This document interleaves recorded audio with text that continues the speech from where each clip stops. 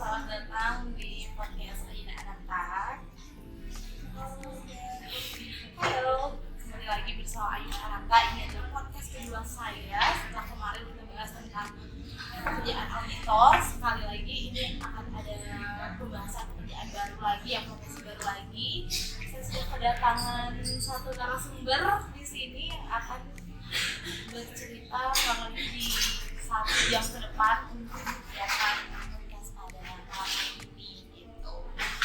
Oke, gimana nih Mbak kabarnya? Boleh kenalan dulu ya. Halo semuanya,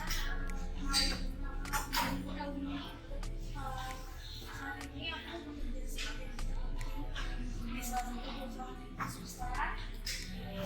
Sektornya food and beverage. Sebenarnya mungkin aku juga gitu sedih sampai sebuah fashion brand juga sampai pelaku-pelakunya Oh, jadi tapi fokusnya memang digital marketing ya awal. Tapi sebelumnya tuh dari background pendidikan sendiri memang di bagian marketing atau gimana tuh? sangat jarang. Oh iya.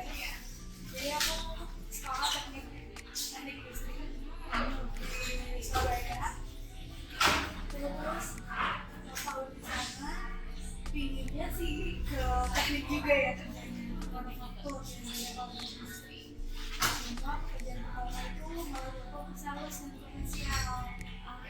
Jadi terbawa arus nih ceritanya.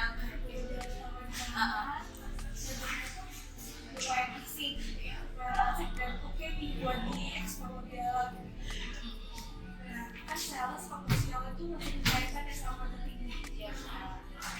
Dari situ pandemi itu yang namanya sales offline mulai turun dan naik karena digital.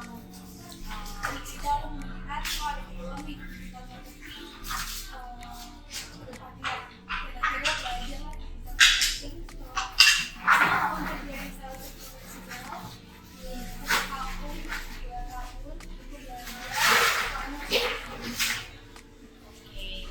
Oke, tadi disebutin berarti 2 tahun itu sempat vakum. Berarti itu pendidikan atau memilih menggali potensi lain dalam diri pekerjaan atau gimana tuh? Jadi tahun itu bukan pendidikan yang reguler, bukan, tapi ikut kursus. Ya, ikut kursus buat dulu ya kan banyak tuh akses pendidikan yang informal ya, kayak Coursera, Lingin, kamu belajar dari kursus itu, terus juga ikut internship juga. Jadi meskipun sudah kerja 1 tahun, itu memilih ikut internship lagi supaya punya pengalaman lah dan mungkin buat nanti full time. Berarti selama 2 tahun tuh memang lebih memfokuskan di digitalnya ya, kan marketing itu cukup luas gitu, tapi ini konsepnya di digital.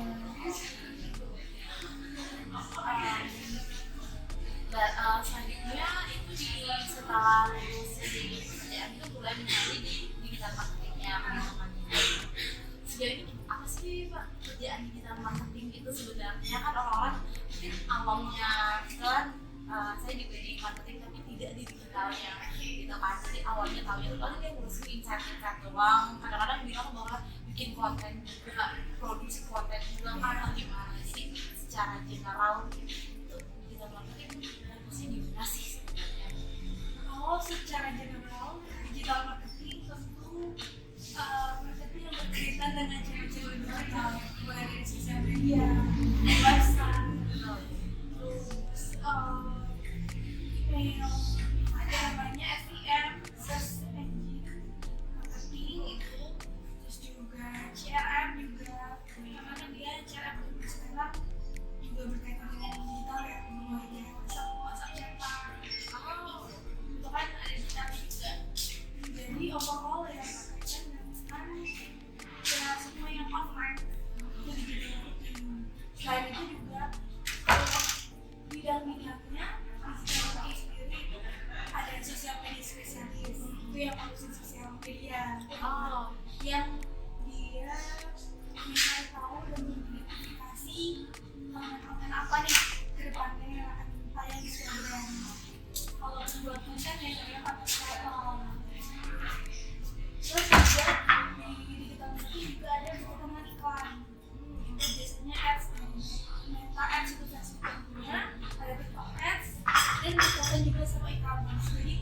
luas sebenarnya digital marketing itu. Berarti ilmunya lumayan banyak ya, ada di sosial medianya, habis itu produksi kontennya juga, dan juga pegang e-commerce.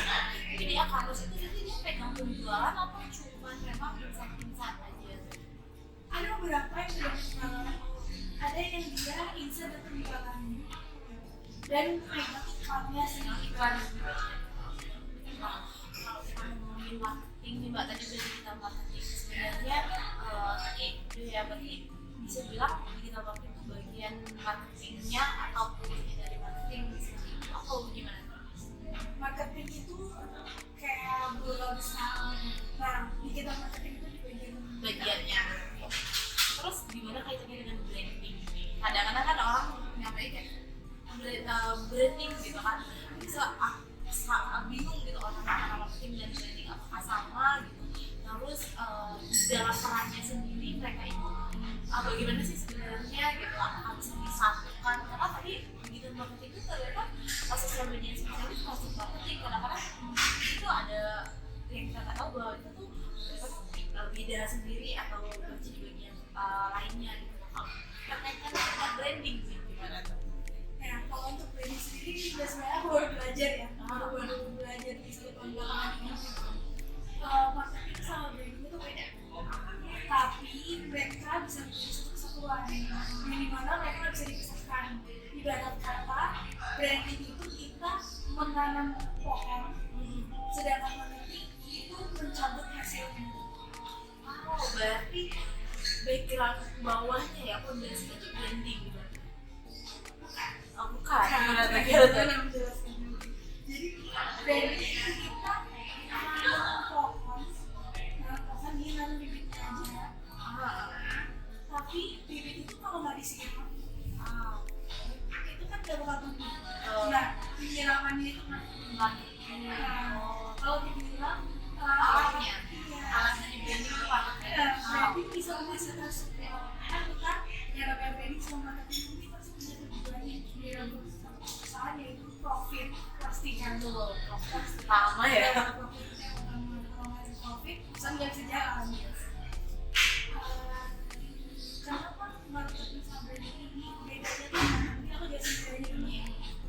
Kalau branding itu dia lebih ke awareness, di situ lebih mencari agar market kita membuat market kita itu menyadari merek brand kita itu branding. Jadi misalkan ini menggunakan sesuatu kan, kita nggak tahu itu brand mana, nah berarti itu branding. Namanya brand apa ini, sedangkan marketing itu gimana caranya merek itu bisa dijual dan menghasilkan conversion. Nah, gimana caranya ya, tentu ada cara marketingnya, media sosial media, website, e-commerce.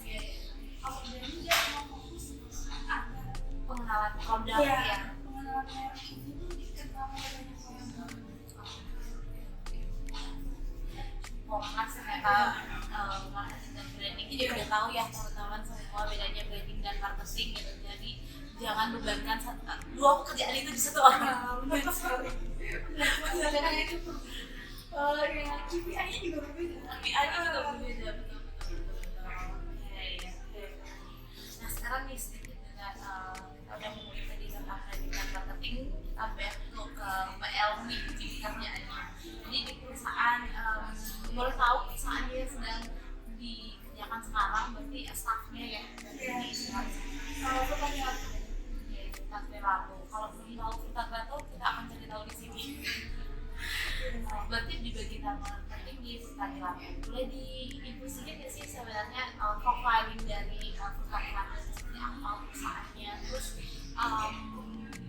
bergeraknya di bidang apa? Jadi berarti Tagberato berarti di food and beverage mulai tahun berapa? Bergabung di Tagberato ini sendiri dari tahun berapa?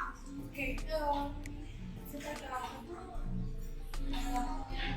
hadir ya, itu dibangun di tahun 2020 ya, jadi masa-masa pandemi. Lumayan hampir 5 tahun berarti Iya, sudah 5 tahun itu, tapi masih dalam fase startup lah kalau dibilangnya kan. Karena perusahaan berjalan, itu tahun 2020. Terus pertama itu kita bikin konten. Infonya itu konten tapi kan ke pertemuan dia. Jadi mana orang nggak mau keluar tuh. Akhirnya channelnya berubah ke bikin. Yaitu bisnis. Jadi kita menawarkan ke hotel dan restoran. Dari situ yang awal bulan 2020 sampai di 2022 itu akhirnya kita bisa melakukan yang kita urus sendiri.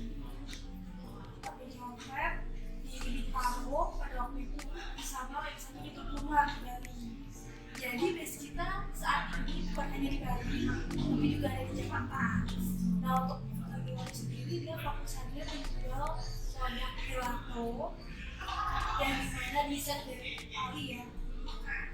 Mungkin kalau orang melihat sekilas seperti es krim, tapi dia beda sih. Bedanya itu ya ini buat yang sering ngomong gelato sama es krim itu sama gue ya. Boleh di tipsnya boleh banget. Jadi es krim sesuai namanya itu dia lebih banyak campuran krimnya.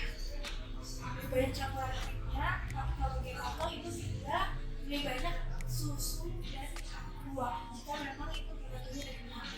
Kan ada beberapa gelato coklat, jadi ya susu dengan coklat. Boleh bisa dari bumbu coklatnya atau buah coklatnya. Ada yang namanya gelato strawberry gitu ya, berarti dari buah strawberry dan susu. Sedangkan kandungan krimnya itu sedikit. Itu yang penting yang bedakan Ya, dengan es krim ya. Dan satu lagi dia proses pembuatannya beda. Kalau es krim itu kalau mixer kan ya, mixer. Nah es krim itu dia lebih cepat pemutaran mixernya. Kalau gelato dia lebih lambat. Dan satu lagi yang paling membedakan adalah teman-teman bisa coba eksperimen ya dari gelato sama es krim mana yang cepat mencair. Yang akan cepat mencair itu adalah gelato. Oh iya. Iya, karena dia kandungan krimnya, kandungan pengawetnya itu lebih tinggi. Pengemulsinya itu Iya, emulsifier itu lebih tinggi daripada es krim. jadi kita fokusnya memang ke gelato itu sama lagi satu sorbet. Nah itu bisa lagi sorbet es krim sama gelato ada sorbet. Bedanya apa sih? Bedanya adalah kalau sorbet tanpa susu. Jadi buat teman-teman yang mungkin punya alergi susu, pokoknya cari produk yang dairy itu dia pakai sorbet karena dia hanya pakai air dan buah. Biasanya sorbet itu dari buah. Pure buah aja ya, sama buah dibekukan gitu ya sampai apa ada bahan lain? Ada batangan lain supaya ya emulsifier tapi hanya sedikit. Dari tekstur beda kan ya? Beda. Sama gelato. Beda. Kalau gelato dia akan lebih creamy, sedangkan sorbet dia itu lebih ke 11-12 kalau kita bikin es buah di rumah. Es buah itu apa? Es beku lah. Es beku di rumah ada 11-12 gitu. Berarti Mbak Elmi sekarang itu bekerja di Gelato sebagai digital marketingnya ya. Iya.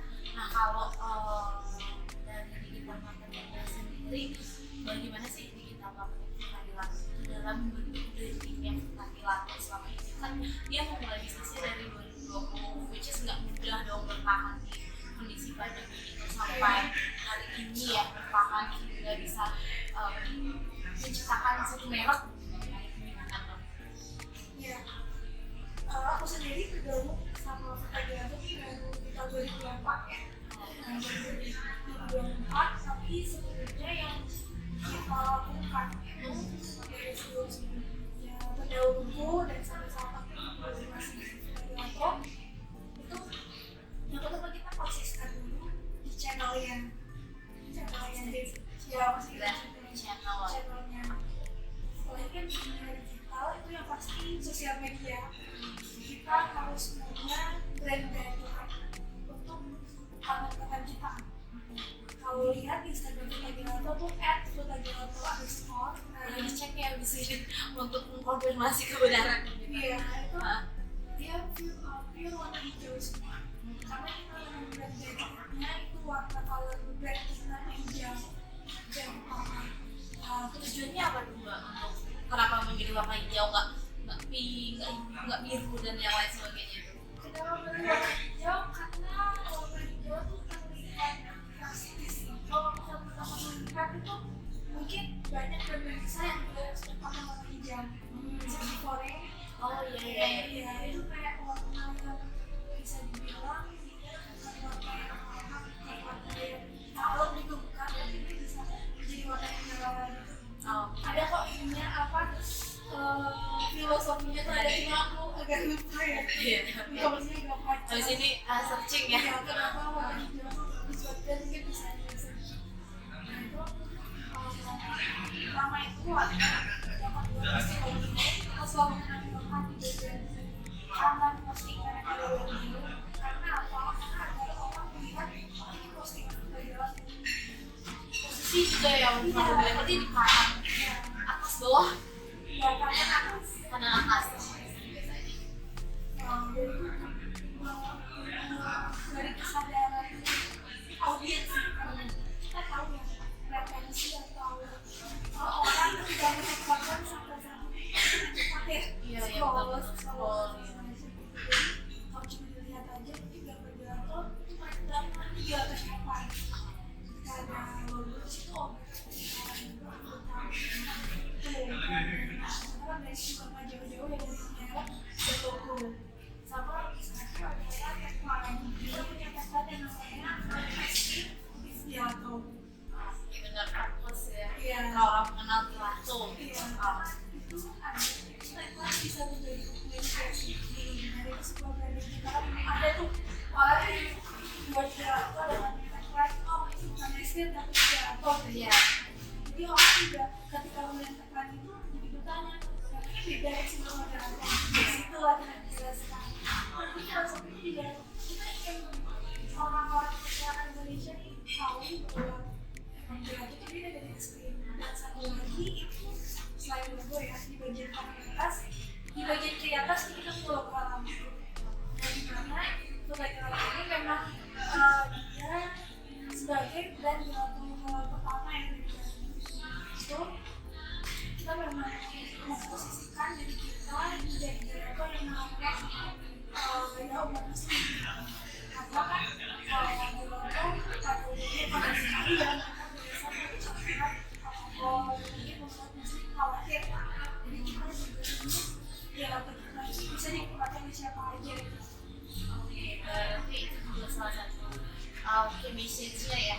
Ya, dan bisa tahu kita naikkan juga di digital marketing. Jadi setiap channel kita di sosial media kita selalu ada Instagram Pilato.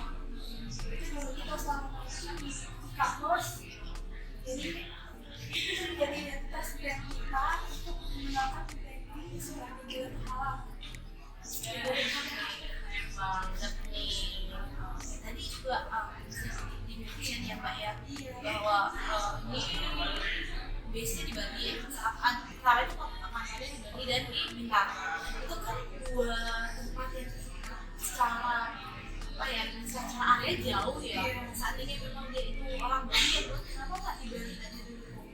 Kenapa kemudian keluar langsung dan itu Jakarta gitu, Bintaro di luar area Bali sendiri base-nya. Kadang-kadang orang mikir kayak apa sih cabang dulu nanti kembangin cabangnya di area itu. Mereka kalau di Bali ya udah Bali gitu.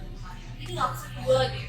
Apakah ada mungkin background pemiliknya sendiri mungkin yang memang dari Bintaro satu atau sebagai satu atau bagaimana tuh? Ya, kita memang dari 2020 dari Bali tuh. Yang punya di orang Bali. Iya, dari Bali, ownernya, terus juga nama kita itu adalah salah satu ownernya ada beberapa owner. Salah satu ownernya itu juga tinggal di Bintaro. Jadi ingin meluas pasar ya, jadi daerah di Jakarta. Kan kita tahu juga di sana cukup besar ya pasarnya buat jajanan atau dessert. Dessertnya ya. Jadi kalau minumannya juga bisa ekspor pasar baik.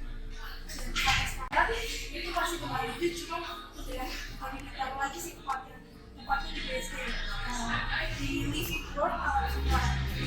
Tapi Tapi yang di Bintaro masih di Bintaro kita sudah renovasi di sekarang. Nah kalau dari Mbak Erni, kiat-kiat digital marketingnya di Fuka ini selama ini dilakukan seperti apa sih? Boleh dulu. Jadi kayak emang bisnis juga berarti sekarang ya. Oke. Chat-chat marketing ya. Fuka kreatif yang sampai sekarang ini berperan terus bisa mempertahankan citra mereknya, jatuhnya kan di brand ini tetap kuat. Ya, yang satu pertama kita harus tapi ada organik sama non organik. Nah, kita harus buat dua-duanya. Yang pertama organik itu lebih ke konten sosial media yang kita buat. Jadi teman-teman konten kreator itu memang dituntut untuk membuat konten yang relevan terhadap customer kita. Misalnya customer itu kan saat ini lebih banyak diskoni pada daerahnya, kalau itu kita perempuan ya, perempuan paling besar dan itu juga cukup relevan dimana ya kita sendiri perempuan suka jajan Desain ya, PNS dikit apa ya gitu, kalau stres dikit adanya manis-manis gitu ya.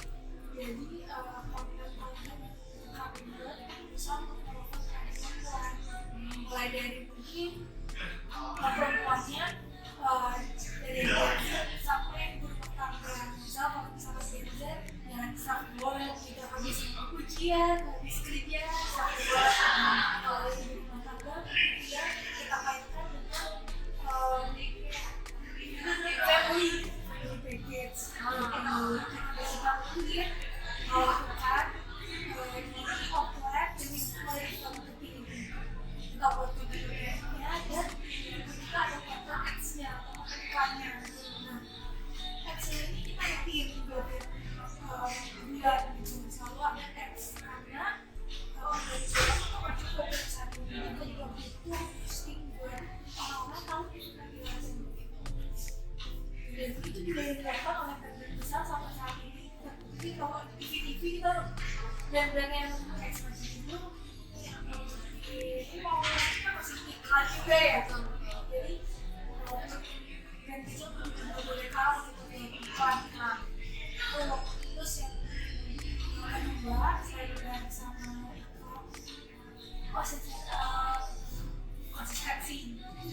konsistensi upload konten itu misalkan konsistensi iklannya contoh seperti apa mulai dari copywriting-nya terus juga visualnya kita punya beberapa condition untuk visual yang dimana sebisa mungkin kita tidak boleh memperlihatkan yang tidak sesuai dengan brand identity kita.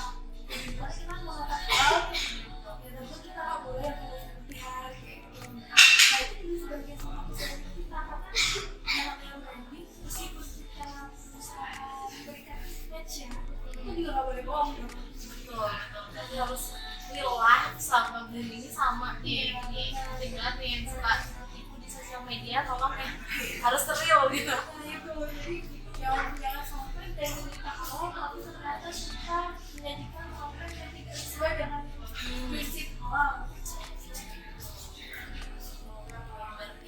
Dari segmennya dulu memang sudah diperlihat tentang tadi itu sudah sesuai dengan halal. Habis itu juga kontennya kalau memang halal ya juga dari produksi kontennya juga harus nggak ada yang melenceng dari sertifikasi halal itu ya banyak banget sih. Jadi satu lagi nih yang Mbak Emi udah 2 kali sebenarnya adalah konsistensi. Jadi benar-benar itu penting ya, konsistensi. Baik konsistensi periklanan, habis itu konsistensi penyampaian mereknya juga, berarti di chemistry apa namanya tadi copywriting-nya gitu ya.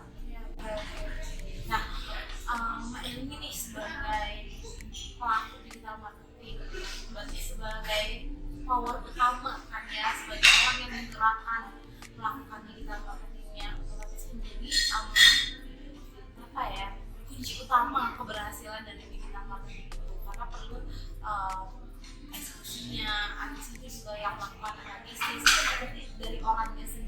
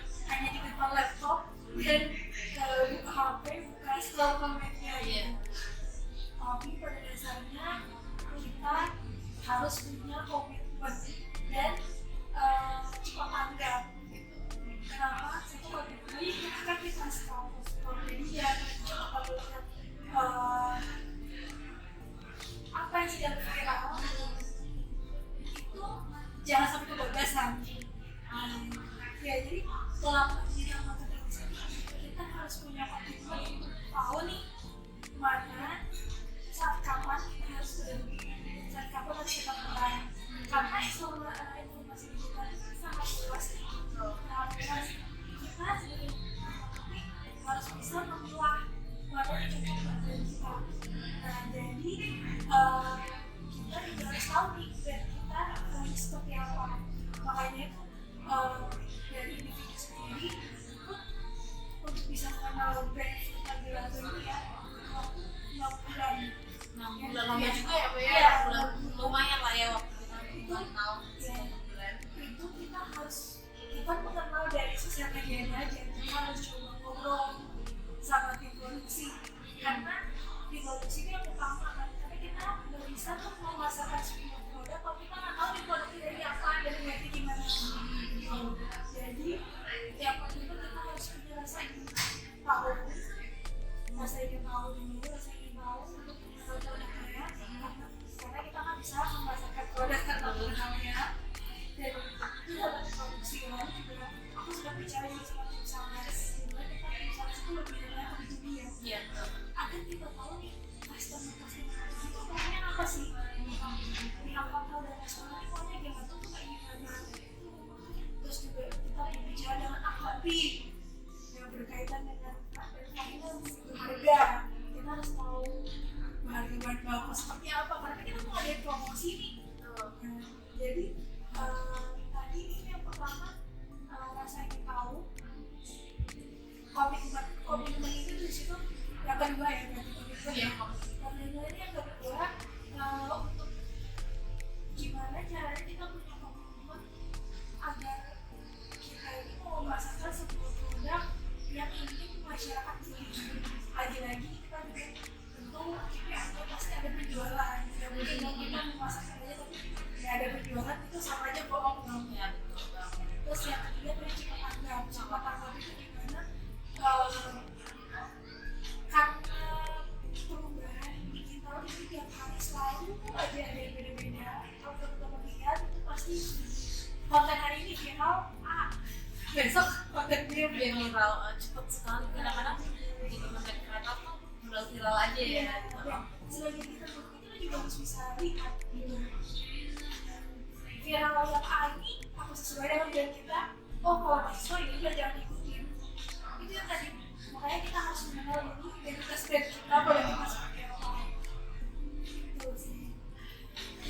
Jadi bisa dibilang nih teman-teman di balik konten yang viral, branding yang benar-benar berhasil, logo yang sekali orang lihat itu langsung kau sama tokoh mainnya gitu kan, habis itu citra mereka juga bagus. Jadi peran orang-orang di baliknya itu sangat penting ya Mbak Ilmu ya gitu, untuk menyokong hasil-hasil yang benar konsisten itu tadi hasilnya seperti itu. Jadi ada beberapa poin yang disebutkan tadi, berarti konsistensi, habis itu rasa keingintahuan juga sangat penting. Nah dari Mbak Ilmu sendiri nih, karena ini kita bahas tentang orang di balik satu brand gitu kan ya, bagaimana sih menumbuhkan perasaan atau jiwa-jiwa yang bisa kira-kira berkontribusi maksimal gitu di dalam brand ini gitu, dan ini bagaimana sebenarnya komitmen yang itu gitu kan. Terus kendala apa aja sih yang sebenarnya dari individu sendiri dilalui di SDM ini gitu, baik itu secara bisnis ataupun hubungan kerja ya Mbak ya. Karena itu kan tadi suksesi brand itu nggak satu orang gitu ya, berdasarkan brandnya itu, tapi benar orang di balik layarnya itu. Iya, perjuangan penting yang dari ini emang nggak bisa satu orang ya. Iya.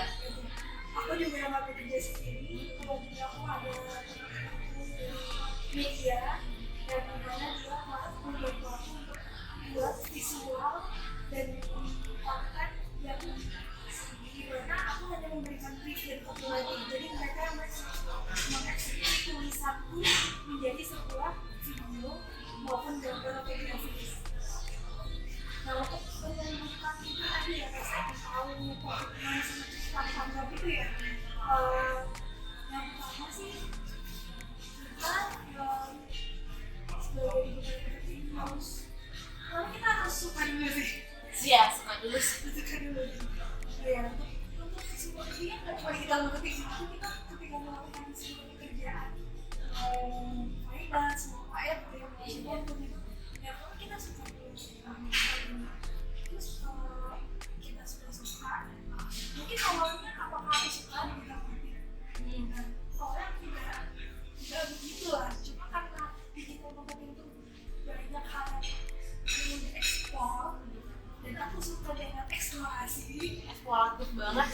jiwanya baru itu.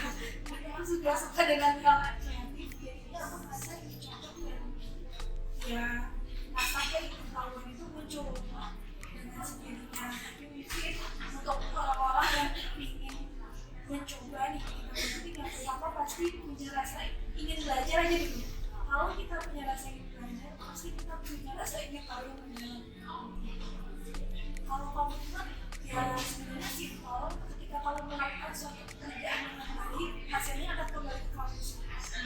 Nah, gitu. Jadi apapun pekerjaanmu, kalau kamu ingin hasilnya itu baik dan kamu ingin nilai itu baik, bukan hanya orang lain, tapi kamu merasa baik dengan pekerjaan. Jadi misalkan ketika kamu udah bekerja dengan baik dan menghasilkan sales dengan sesuai target, pasti kamu merasa bangga kan? Iya, yang tercapai nih tujuannya gitu kan ya. Kalau kamu bikin seperti itu ya betul usahanya gak main-main. Terus juga kalau cepat tanggap itu satu lagi mungkin ada jual leadership. Jual leadership di sini juga penting untuk gak cuma aku tapi timku yang lain gitu. Jadi mana leadership itu bukan hanya mengatur orang lain, leadership akan pekerjaan kita sendiri gitu. Nah, Mbak Elini nih sebagai pelaku digital marketing, berarti sebagai power utama kan ya, sebagai orang yang melakukan digital marketingnya, otomatis menjadi apa ya, kunci utama keberhasilan dari digital marketing itu, karena perlu eksekusinya, artis itu juga yang melakukan analisis itu dari orangnya sendiri nih gitu kan. Nah, dari Mbak Elini sendiri gimana cara melakukannya, pandangan terhadap individunya sendiri nih terhadap pengeksekusian digital marketing atau digital pekerjaan Mbak Elini sendiri? Ya, digital marketing ya bisa dilihat kalau orang-orang tuh melihat kita itu hanya di depan laptop dan buka HP, buka sosial media gitu. Tapi pada dasarnya kita harus punya komitmen dan cepat tanggap. Kenapa? Satu komitmen akan kita harus media, coba melihat apa yang sedang viral itu jangan sampai kebablasan. Ya jadi selama digital marketing kita harus punya komitmen untuk tahu nih mana saat kapan kita harus berhenti, saat kapan harus kita mulai, karena semua informasi digital sangat luas. Kita sebagai harus bisa memilah mana yang cocok dengan kita. Nah jadi kita juga harus tahu nih brand kita harus seperti apa. Makanya itu dari individu sendiri untuk bisa mengenal brand Instagram ini ya waktu 6 bulan lama juga ya Mbak ya, bulan lumayan lah ya waktu kita mengenal brand itu. Kita mengenal dari sosial media aja, kita harus coba ngobrol sama tim produksi karena tim produksi itu yang utama kan, tapi kita nggak bisa tuh memasarkan sebuah produk kalau kita nggak tahu nih produknya dari apa dan berarti gimana gitu. Jadi yang penting kita harus punya rasa ingin tahu dulu, rasa ingin tahu untuk produknya, karena kita nggak bisa memasarkan produk tanpa pengetahuannya. Dan itu dalam produksi kan juga aku sudah bicara juga sama perusahaan sehingga kita bicara itu lebih rendah untuk dia agar kita tahu nih customer itu maunya apa sih, pihak kapal dan customer maunya gimana tuh kayak gimana. Terus juga kita berbicara dengan ahli yang berkaitan dengan finance, harga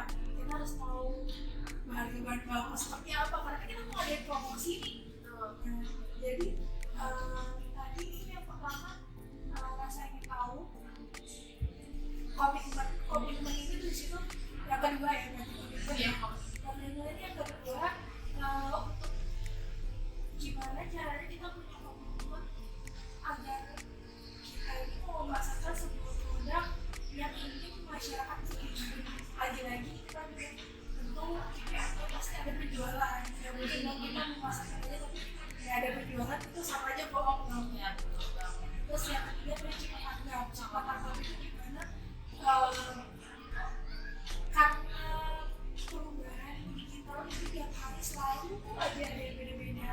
Kalau teman-teman lihat itu pasti konten hari ini viral, besok kontennya viral cepat sekali, kadang-kadang jadi konten kreator tuh viral aja ya gitu. Selagi kita begitu juga harus bisa lihat gitu. Viral yang A ini apa sesuai dengan brand kita? Oh kalau nggak sesuai ini juga jangan ikutin. Itu yang tadi, makanya kita harus mengenal dulu identitas brand kita pada kita seperti apa. Gitu sih.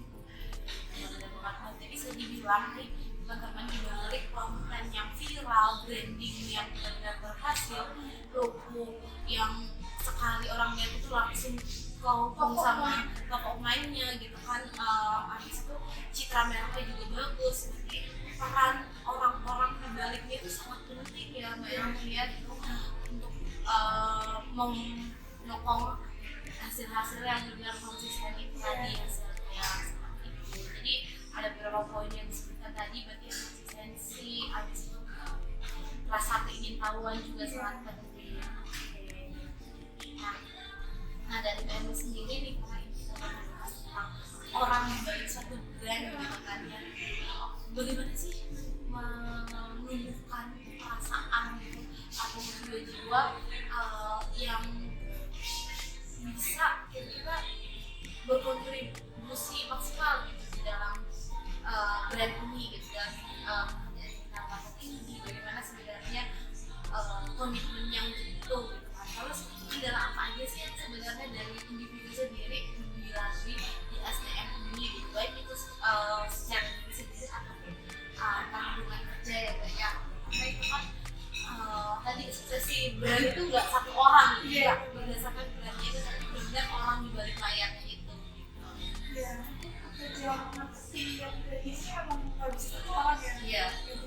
Aku juga yang nggak bekerja sendiri, kalau punya aku ada teman-temanku dari media yang dimana dia membantu aku untuk buat visual dan konten yang dimana aku hanya memberikan brief dan foto lagi, jadi mereka mengeksekusi tulisanku menjadi sebuah video maupun gambar atau grafis.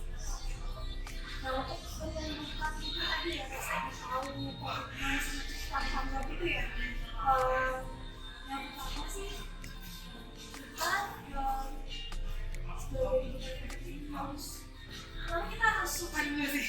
Iya, suka dulu sih. Suka dulu.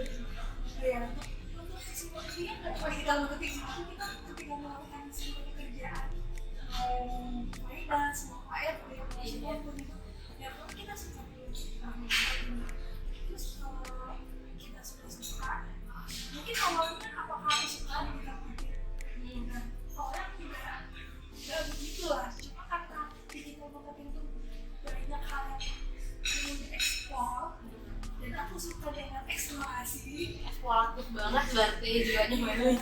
Jadi aku juga suka dengan hal yang kreatif, jadi aku merasa itu cocok dan ya rasanya ketahuan itu muncul dengan sendirinya. Tapi mungkin untuk orang-orang yang ingin mencoba nih marketing, yang pertama pasti punya rasa ingin belajar aja dulu. Kalau kita punya rasa ingin belajar, pasti kita punya rasa ingin tahu yang mendalam. Kalau komitmen ya sebenarnya simpel, ketika kalau melakukan suatu pekerjaan dengan baik, hasilnya akan kembali ke kamu. Nah gitu, jadi apapun pekerjaanmu, kalau kamu ingin hasilnya itu baik dan kamu ingin nilai itu baik, bukan hanya orang lain tapi kamu merasa baik dengan pekerjaan. Jadi misalkan ketika kamu menjalani pekerjaan dengan baik dan menghasilkan sales dengan sesuai target, pasti kamu merasa bangga kan? Iya, yang tercapai tujuannya gitu kan ya. Nah itu kalau kamu bikin seperti itu ya tentu usahanya nggak main-main. Usahanya itu sebelum kamu cepat tambah itu satu lagi mungkin ada jual leadership ya. Jual leadership di sini juga penting untuk nggak cuma aku tapi timku yang lain gitu. Yang dimana leadership itu bukan hanya mengatur orang lain, itu leadership mengatur kerjaan kita sendiri gitu. Terus tadi yang kedua apa? Kendala ya? Ya kendala biasanya kan ini nggak di individu doang ya, kalau individu aku sudah tadi tuh harus menatang diri sendiri, prioritasnya juga terhadap pekerjaan sendiri, tapi lebih ke hubungan individu dengan yang lainnya sih sebenarnya. Dan salah satu tim gimana sih sebenarnya pekerjaan digital marketing ini bisa sukses dengan keterlibatan tim-tim lainnya dan juga pelanggan gitu kan, gimana digital marketing ini akhirnya menyasar pelanggan yang juga bisa memberikan feedback yang bisa dijadikan suatu mungkin solusi karena kan ada analitiknya di sini gitu. Nah itu gimana tuh? Ada analitiknya sedikit di sini. Akhirnya dari contoh menghapus satu konten gitu namanya jadinya melihat nih customer gimana terus yang feedback gitu. Ya kalau kendala mungkin lebih ke tantangan ya kan ya. Tantangannya supaya ini bisa selaras karena ada banyak orang komunikasi. Jadi komunikasi yang pertama yang dimana setiap tim ini kita selalu brainstorming bareng. Tapi brainstormingnya yang kalau sudah punya ide masing-masing ya. Jadi bukan kita ide terus kita bareng-bareng bukan. Tapi kayak orang kita bareng itu sudah punya ide masing-masing. Dari situ ide masing-masing disampaikan mana nih yang cocok dengan campaign kita yang mau kita bawakan di sini. Oh itu berlaku di Instagram saat ini berarti? Iya. Untuk brainstorming itu berapa kali dalam bulan atau itu membawanya semua kali atau berapa ada waktu tertentu kegiatan brainstorming? Biasanya kita seminggu sebulan itu 3 hari. Lumayan cukup sering sih. Ya sebenarnya 3 hari itu kita lihat jadwal campaign lagi padat. Tapi kalau untuk kita kan punya namanya konten bulanan ya, konten bulanan biasanya kita ya sekali 2 kali. Itu dilakukan setiap digital marketing aja atau antar tim lain juga? Kita lakukan dan media ini termasuk juga konten kreator ya. Iya. Jadi kita itu juga komunikasi ya, karena kan kalau digital marketing kita ini melihat konten mana yang punya analitik yang bagus. Kita melihatnya dari data. Karena dari konten yang bagus itu pasti ada kaitannya dengan visual, audio, terus juga talent. Nah ini yang selalu kan media. Jadi kalau kita ke media, kita caranya agar konten yang bagus ini bisa kita produksi lagi. Itu komunikasi. Jadi tantangan yang pertama adalah komunikasi, terus juga sebisa mungkin kita berusaha untuk membagikan apa yang customer mau. Nah, karena kita mengerti lagi-lagi megang datanya, jadi kita biasanya melihat di mana konten. Ini kalau kita bicara konten ini, kita bicara konten, mana view-nya yang paling besar kalau dari segi view, atau mana yang interaksinya paling besar. Nah, dari situ biasanya kita olah lagi, ternyata konten-konten yang interaksinya besar ini kayaknya bagus juga yang lagi sedikit kehidupan atau lebih lagi. Jadi intinya kita punya konten yang bisa menaikkan engagement dan view untuk sosial media. Nah kalau seandainya ada kendala nih, ini kan udah dikomunikasi, itu kendalanya kan solusi dari BNB selama ini tuh apa sih gitu untuk mengambil kendala ini gitu. Terus dari itu kan individu juga ya, antara individu dan individu itu bagaimana menyatukan itu biar kedepannya itu mendapatkan solusi dan tidak menjadi hambatan dalam pekerjaan. Itu tadi sih sebenarnya cara menanggulanginya itu ya, yaitu brainstorming. Buat aku brainstorming itu penting dalam pekerjaan kita. Apalagi aku kita pekerjaan. Tapi lebih lagi brainstormingnya harus sudah punya ide masing-masing. Jangan sampai itu masih yang ditahan. Karena kebanyakan apa ya? Menganggap brainstorming itu ya udah kita kumpul bareng, terus baru pitching idenya di situ yang ada wasting time. berarti emang udah membawa suatu idea gitu ya, udah buat sedikit jadi itu bisa dibahas. Ibaratnya kayak ini kan udah buat judul aja gitu ya. Sama satu lagi, saling mendengarkan dan mau menerima kritik.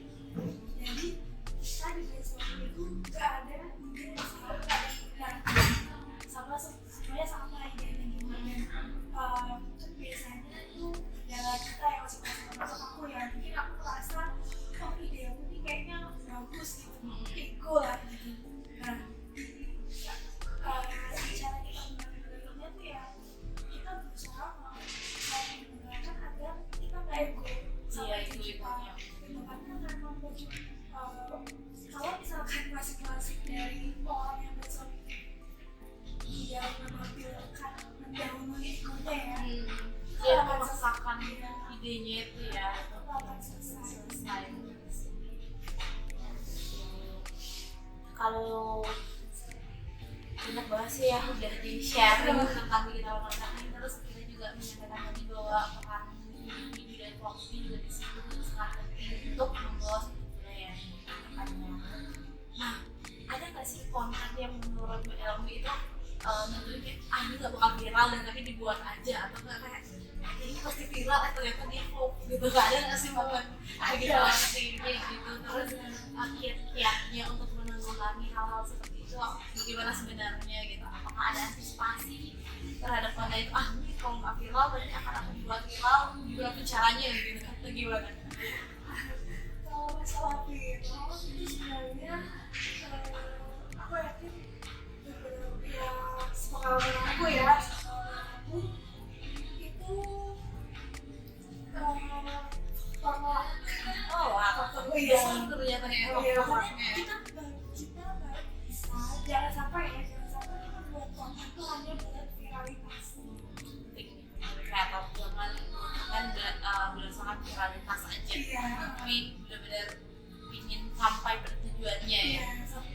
Kalau misalnya kita buat konten berdasarkan apa yang market kita dan audiens kita mau gitu. Kalau memang market kita atau audiens kita itu sudah merasa relate dan suka sama kita ya, otomatis viral itu bakal ngikut. Istilahnya kayak viral itu bonus. Jadi kalau dibilang apakah pernah udah bikin konten bagus, visualnya bagus, terus berpikiran kayaknya ini bukan viral deh, pernah banget gitu, tapi ternyata nggak viral itu pernah. Nah itu mengatasinya biasanya ya nggak apa-apa, dalam istilah marketing itu ada namanya A/B testing. Mau kita ya uji coba. Nah jadi setelah kita coba tuh ternyata format yang kita sangka viral ini ternyata nggak viral kok. Kita bisa evaluasi kenapa nggak viral ya, apakah karena kita selalu menyajikan kontennya idealis ya, itu seperti apa, misalkan di TikTok kita malah menyajikan konten yang sinematik seperti YouTube kan nggak make sense gitu kan, padahal konten TikTok itu biasanya dia kontennya receh nah gitu, tapi kita idealis nih, aku pokoknya mau menyajikan yang sinematik yang visualnya bagus, mewah dan kayak film-film gitu, ternyata nggak viral. Lagi-lagi kita harus bisa menekankan ego kita gitu. Itu salah satu menekankan ego kita adalah ya kita harus membuat konten yang lagi-lagi bisa ngikut sama customer. Jangan buat konten yang kamu mau, tapi buat konten yang customer mau. Oke, Mbak Elmi udah kita pas banget ya tentang digital marketing kita tadi juga udah nyampein kendala-kendalanya gitu. Nah, di balik brand ini tadi udah disampaikan bahwa SDM juga penting gitu. Dari Mbak Elmi sendiri, bagaimana sih menurut Mbak Elmi keterkaitan antara brand ini dengan sumber daya manusianya yang ada gitu? Apakah kan seperti yang aku tahu ya kadang manusianya juga bisa menjadi salah satu branding perusahaan itu tersendiri kan ya, untuk karena keluar itu pertama itu mulut itu gampang banget menyampaikan brand itu kayak gini, brand itu kayak gini. Nah dari Mbak Elmi itu gimana sih tanggapannya untuk itu? Nah, apa sih yang urgent sebenarnya? Apakah bisa peran ini tuh nanti benar-benar yang lagi peran sekarang digantikan oleh AI gitu mungkin atau gimana tuh? Oke, jadi kayak hubungan ya sebagai brand sama dia ya pasti namanya brand itu tanpa ada orang yang itu nggak bisa jadi apa-apa. Jadi memang dia punya hubungan yang cukup kuat dan yang tadi yang bilang itu bahkan orang dalamnya bisa sebagai tools buat branding. Iya betul. Kita kenal namanya employer branding. Oh benar-benar banget employer branding ya. Nah itu gimana tuh di Frutake Latung sendiri? Iya, jadi kita sendiri punya program dan karyawan kalau sendiri di sana tuh sudah bisa dapat atribut ada manfaat baju, hoodie. Nah itu juga salah satu dari kita tuh. Jadi ketika karyawan kita pakai hoodie, kelihatan tuh ada fotografer sekali olahraga. Oh ini satu brand iklan organik berjalan. Iya benar banget. Gitu. Jadi ya tapi tentunya itu semua nggak lepas dari peraturan ya. Jadi ada SOP lah. Nah kan SDM ini juga berkaitan dengan branding.